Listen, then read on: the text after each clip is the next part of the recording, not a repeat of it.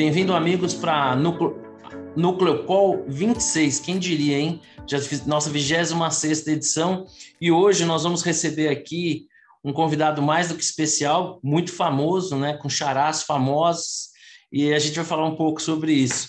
Bom, físico de formação, veja aí se eu fiz a minha lição de casa direitinho, tá? Físico de formação pela Universidade de São Paulo, o nosso entrevistado tem alguns charás famosos, né? De diretor de cinema até personagem da DC Comics.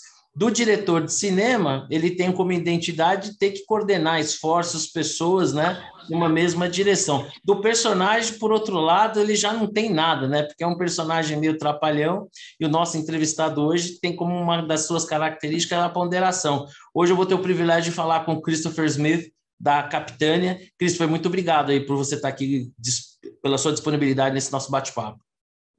Obrigado, Marcelo, por receber a gente. A gente está sempre muito feliz aí de poder ter essa porta com os investidores. E obrigado pela introdução aí. É por aí. A parte do físico está certo, o mercado financeiro, aí as duas referências eu não tenho como averiguar, mas você fez o dever de casa. Confia em mim. Bom, deixa eu te falar uma coisa. A Capitânia, né, é uma das mais tradicionais casas de gestão do Brasil. Eu tenho bastante tempo de mercado, sei que a Capitânia é uma casa que também de bastante longevidade. Recentemente, ela atingiu uma marca muito importante e também teve a chegada, né, da XP Investimentos, né, como parceira. Eu queria que você falasse um pouquinho do histórico da Capitânia, falar um pouco da casa, dos principais fundos aí para a gente apresentar para quem estiver nos assistindo. Claro, legal. A Capitânia ela tem 18 anos de mercado, então a gente está aí há diversos ciclos de crédito, trabalhando nesse mercado desafiador, mas que também promove bastante oportunidade. Então a gente tem, na esfera de crédito, a gente tem todo tipo de produto, então a gente tem os fundos mais tradicionais, o fundo D1, o D45, o D90, né, a classe 555 mais tradicional de renda fixa, crédito privado.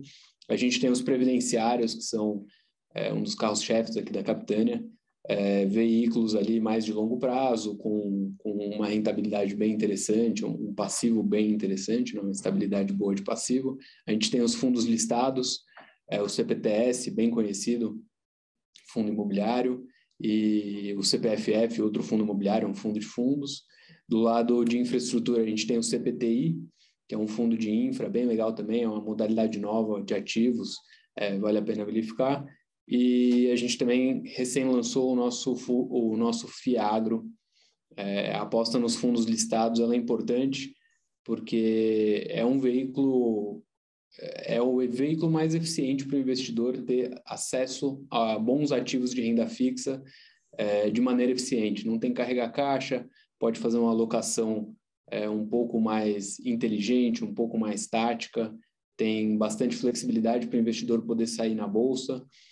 A volatilidade pode atrapalhar, como pode ajudar na hora da saída, mas num investimento de longo prazo, eu acho que é o veículo ideal aí para se alocar em crédito. Bom, você falou dos 18 anos da Capitânia, só fazendo um parênteses aqui, eu lembro da sua fundação, até porque uma das sócias mais longevas de vocês aí, aliás, eu quero agradecer a ela, a Flávia Kauspenhar, que viabilizou esse nosso contato. Eu tive o privilégio de trabalhar com o pai dela e lembro da época, inclusive, da criação da Capitânia. O Julião, o Colorado Júlio. Não, ele é um consultor aqui interno desde sempre, desde que eu entrei aqui, ele está sempre aqui, tem muita experiência de mercado, guiou bastante aqui os sócios na fundação da Capitânia, sempre foi uma figura muito bem-vinda aqui. Um grande profissional mesmo. Sim, com certeza. E aí você tocou num ponto importante, os sócios são todos ex-Bank of America.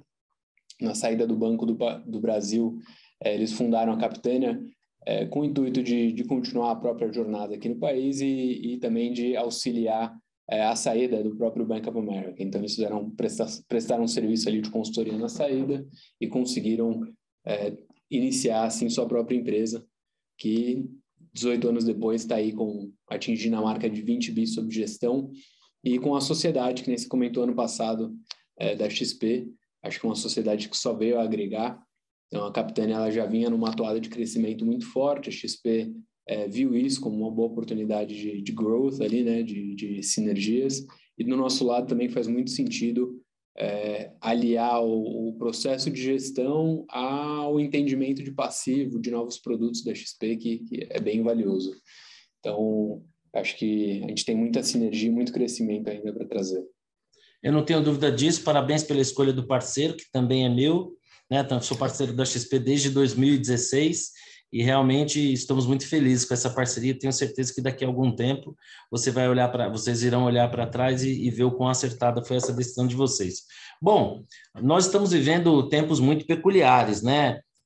Tivemos aí a questão da pandemia, se combinou aí um choque de oferta com demanda, muita liquidez, um encolhimento brutal da atividade, das cadeias produtivas.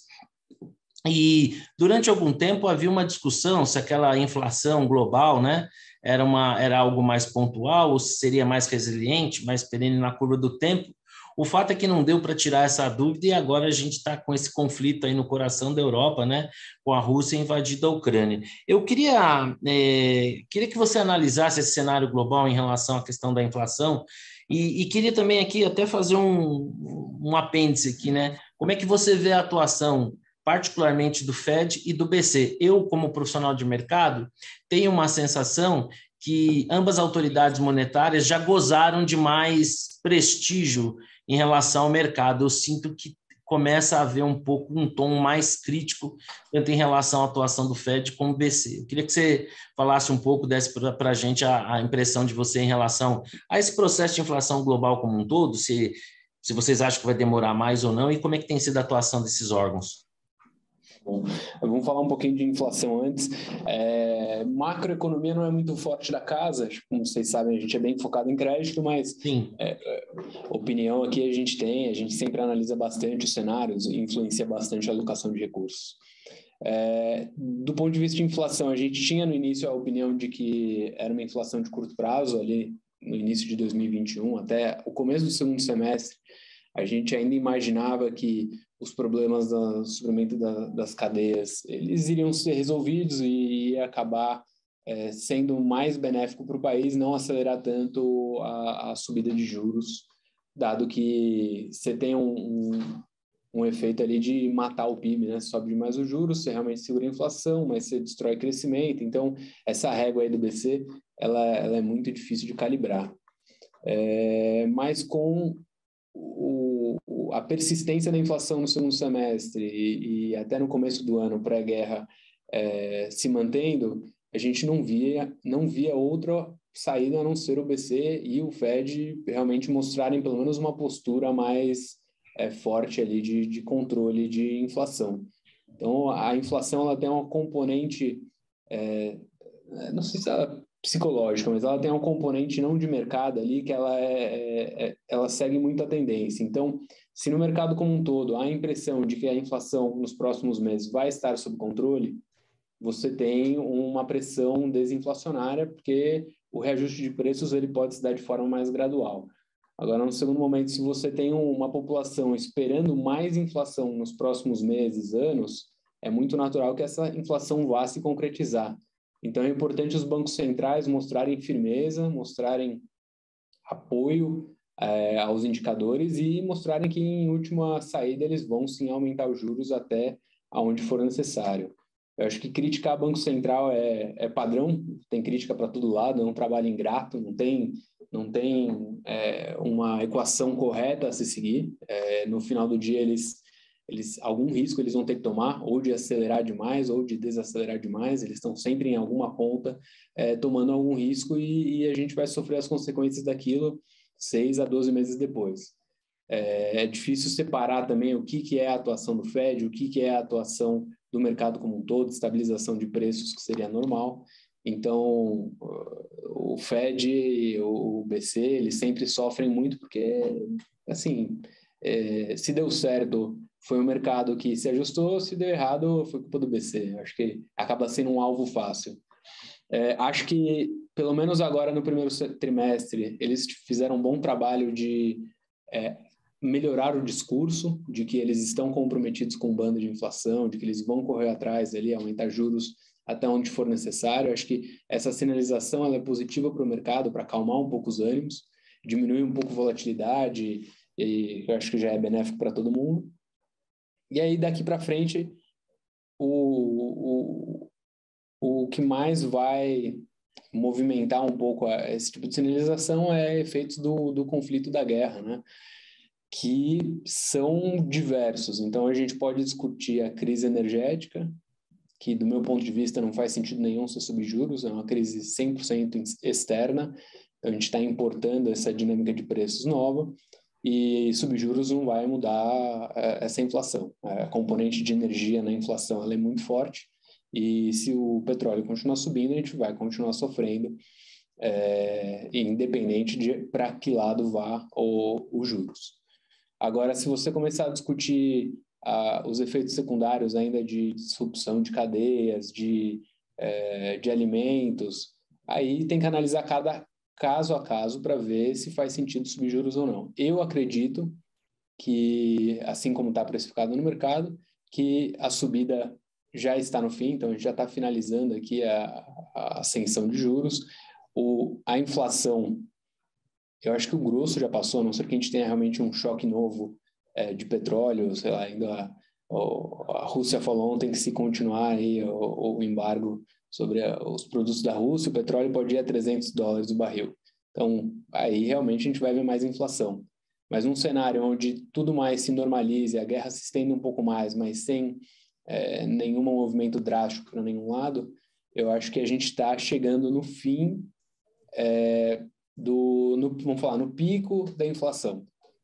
Então, acho que é a mesma sinalização do BC, não tenho como divergir disso hoje, olhando o que a gente tem olhado no mercado, é o que está sinalizado, mas, de novo, ninguém esperava essa guerra, ninguém esperava toda essa volatilidade, e aqui estamos nós, entrando em um período eleitoral, né? Com o governo... Se já não nos bastasse tudo isso, né? Não, no final do ano passado a gente achava que o maior problema do ano ia ser a eleição, né? Agora a gente está no meio de uma guerra. É isso aí.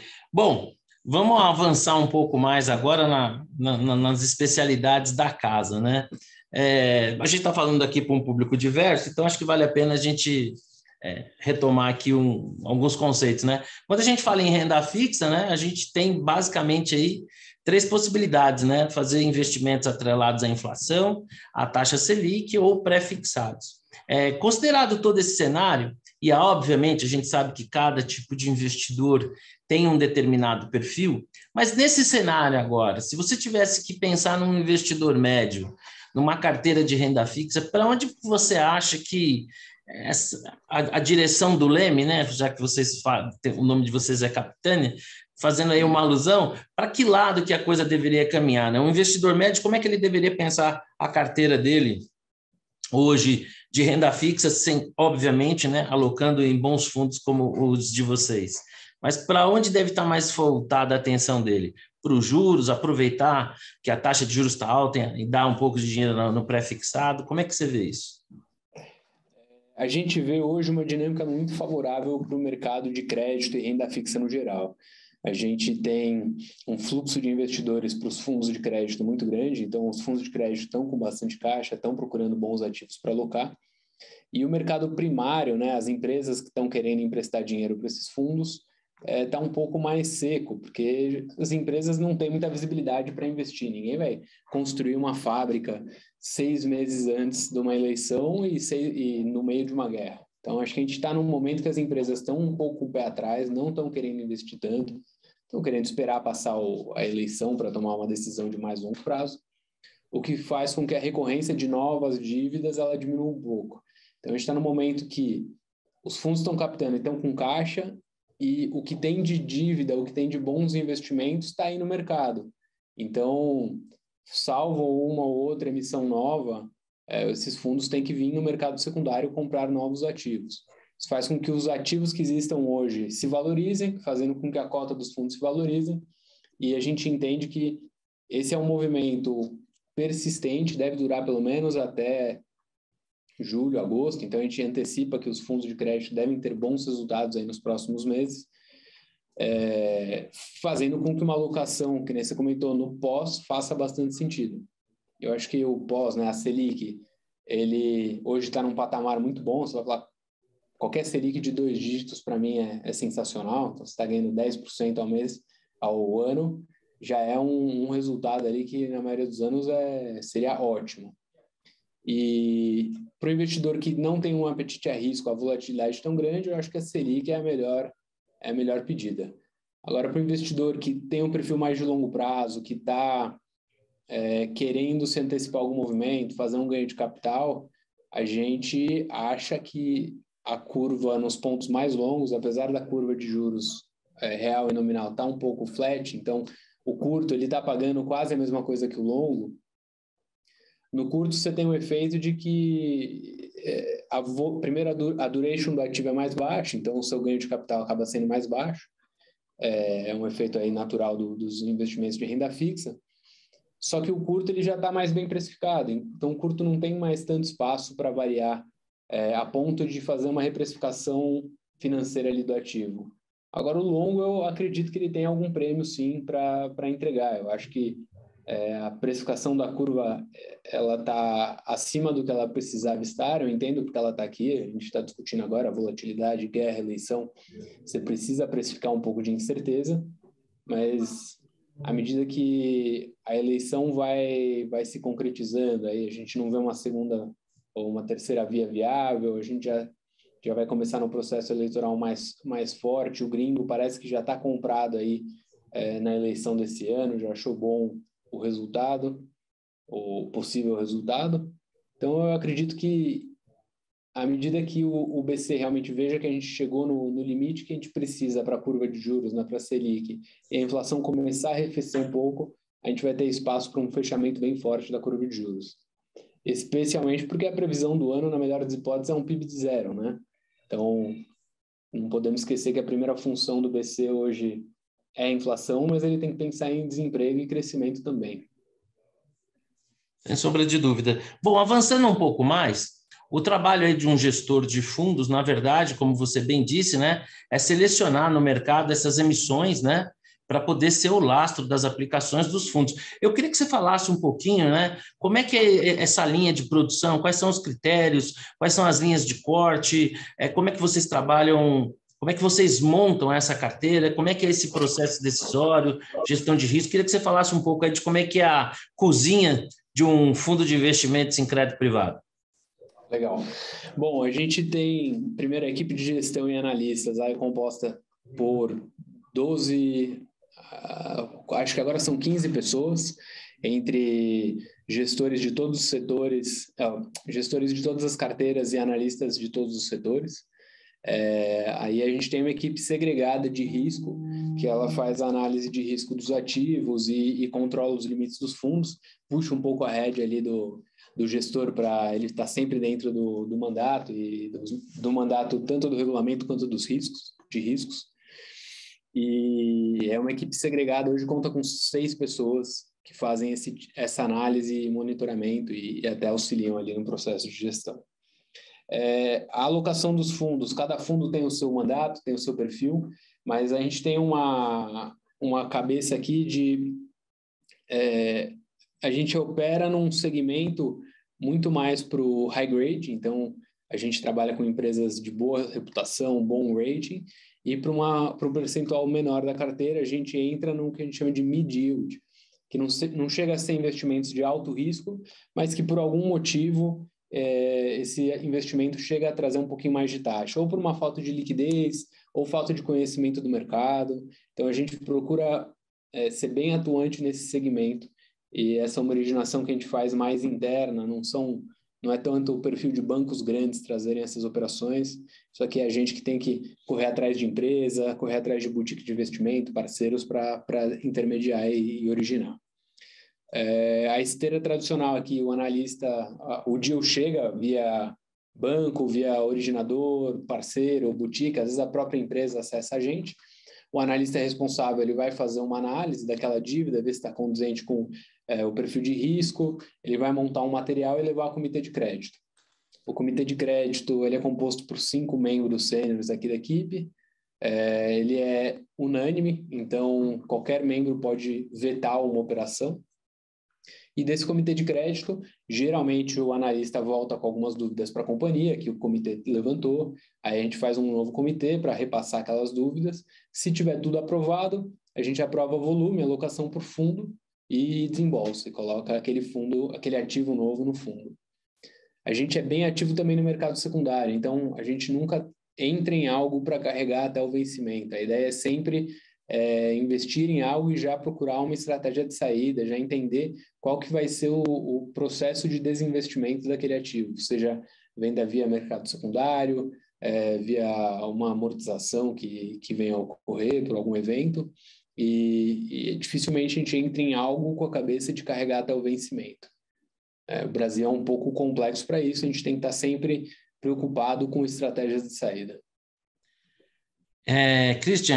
Christopher, é muito interessante você nos mostrar assim as vísceras, né, de todo o processo, porque eu sempre, nós como assessores de investimento, algo que a gente sempre chama a atenção dos investidores, né, os investidores acabam se atendo muito à questão apenas e tão somente do resultado, né, da rentabilidade, e existe todo um processo muito mais complexo e que pondera outras coisas, né, como risco, duration. Então é muito legal poder ter esse seu depoimento, porque ele corrobora o que nós, assessores, sempre procuramos levar para os clientes, né, que é a quantidade de inteligência e de processos envolvidos, né, numa decisão de investimento, né, porque às vezes a análise fria ali do número da rentabilidade do mês, né, que é uma fotografiazinha assim, pequenininha de um filme tão longo, especialmente de uma casa tradicional como vocês. Então é muito legal poder ter esse depoimento, conhecer a fundo todo esse processo, né? Desde a escolha do ativo, a decisão e o aprofundamento e até mesmo essa dinâmica de mercado, né? Tentar arbitrar esses ganhos de capital que são possíveis de realizar nesses títulos, né? É isso aí. E essa longevidade que você comentou, ela traz muita bagagem para a gente. Então, a gente está aí operando há muito tempo, já passou por diversos ciclos, já passou por diversas crises. Então, os nossos concorrentes lá na época da Dilma de 2015, a maioria deles não faz crédito hoje, então saiu do jogo. Os nossos concorrentes de 2019, 2020, pré-pandemia, muitos deles não são os mesmos também. Então, você tem um churn ali de assets de crédito que ele não é irrelevante. Então, eu acho que tem que ponderar bastante pelo histórico, pelo longo prazo. Acertar no curto prazo, eu poderia aqui montar um fundo, emprestar dinheiro para um monte de empresa meia boca com uma taxa de juros linda, o meu retorno no curto prazo vai ser ótimo. Mas a hora que essas empresas começarem a engasgar um pouquinho, vai aparecer na cota e vai começar a dar problema. Então, o investimento em crédito, ele tem que ser avaliado em horizontes longos. É muito legal isso que você falou, porque vai bem em linha aqui com o que eu digo que é a essência da Nucleopar, né? Eu digo que a gente é um caldo bom de vanguarda e senioridade, né? Eu e meu irmão, como sócios fundadores do mercado, eu com 36 anos de mercado, ele um pouco menos, então a gente já viu aí alguma coisa. Essa experiência eu acho que foi bastante valiosa, particularmente no período da pandemia, né? Conseguimos assessorar bem os nossos clientes para lidar com aquele momento tão atípico, né? Mas também temos aqui profissionais de ponta, de vanguarda, que também nos deixam up to date com o que está se praticando. Eu vejo essa identidade entre a gente e a Capitânia aí no trabalho, no brilhante trabalho que vocês vêm fazendo. Bom, eu sou fã da casa, né? A Flávia e o seu Júlio, pessoas maravilhosas, sempre gostei muito. Sou uma testemunha privilegiada da trajetória de vocês, lembro lá desde o comecinho, uma honra para a gente aqui da Nucleopar, muito grande ter recebido você. Eu sempre falo isso, parece repetitivo, mas a gente tem tido muita sorte com os nossos convidados, porque o papo assim passa voando, o tempo passa voando. Então eu queria abrir aqui para alguma consideração final e deixar aqui meu agradecimento em meu nome, pessoalmente, em nome da Nucleopar e em nome de todos aqueles que vierem ter acesso a esse conteúdo. Muito obrigado.